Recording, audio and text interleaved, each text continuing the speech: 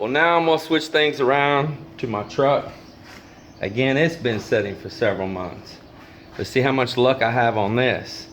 The last trip that I was here, I had to pump and pump and pump the primer on top of the fuel filter. It was losing prime.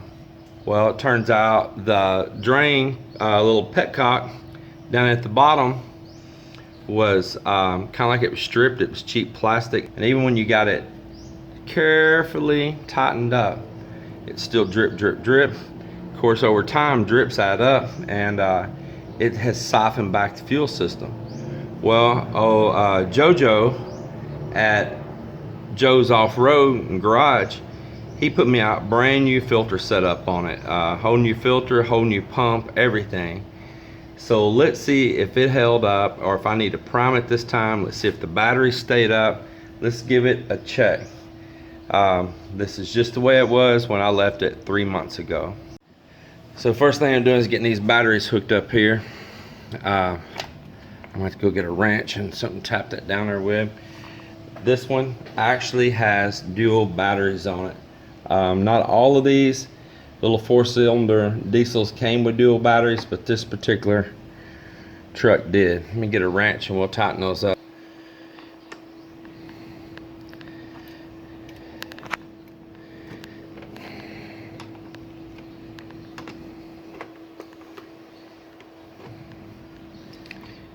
Couldn't readily see my little wrench set. I thought I had it in the middle drawer there, but I may have moved them.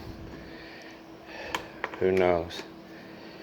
Who knows? Oops, but I'll just get this snugged up with this crescent wrench to fit all.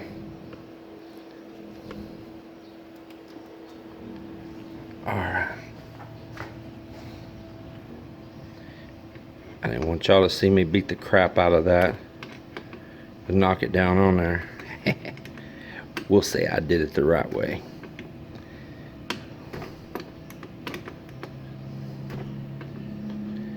We'll say I did it the right way.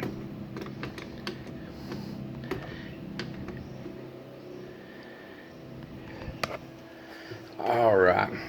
Now, one thing I do know is that I got a low tire. And I'm gonna show you guys another trick that I have for that.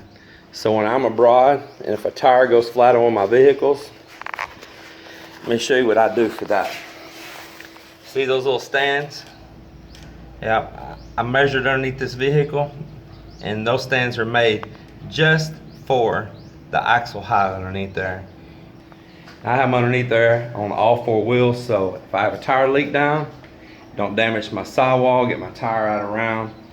It's all good. All I gotta do is air it up, take it to a tire shop.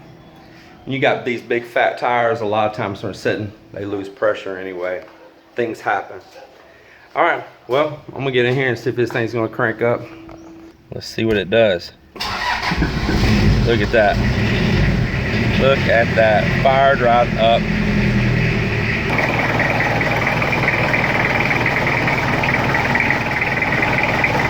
Pretty awesome. I mean, fired directly up.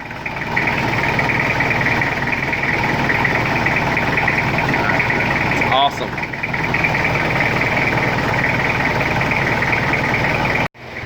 So I'll get the little old 12-volt air pump out here, get some air in my back tire there.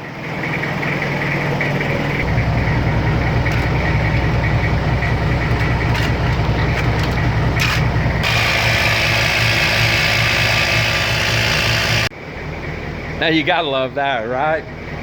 3 months, parked right there, and all I had to do is get in there and bump the key.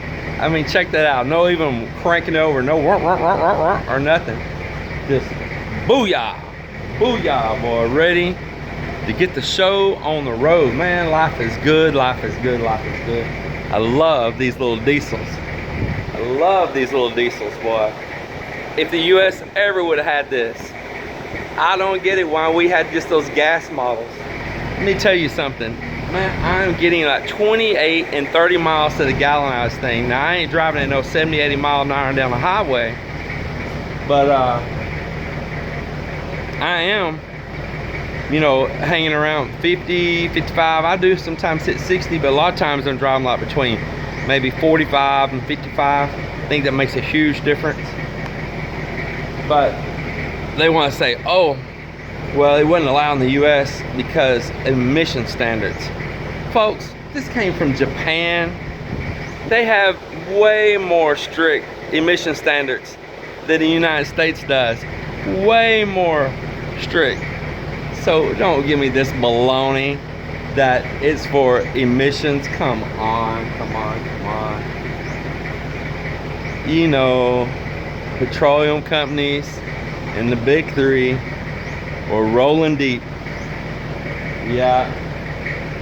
Hey, we're rolling in the deep. And nevertheless, I've got it here, and I tell you what, I love it. I love it.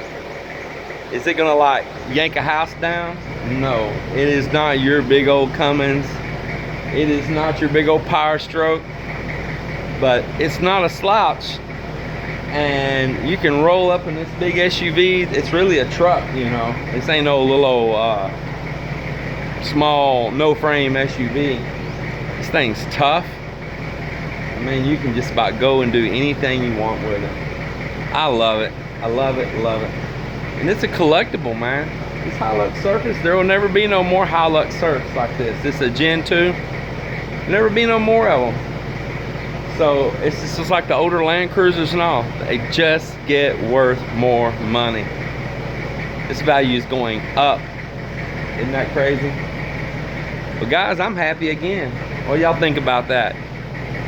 Any of y'all that have a HILUX out there on these diesels, tell me, how good is it when you leave it and come back and fire that joker off, man? My batteries did great. My fuel did great. Thank you, JoJo. I'll go over and see you. I know I still owe you for that. We ran out of time. And engine's doing great, man. I just tell you. I'm happy.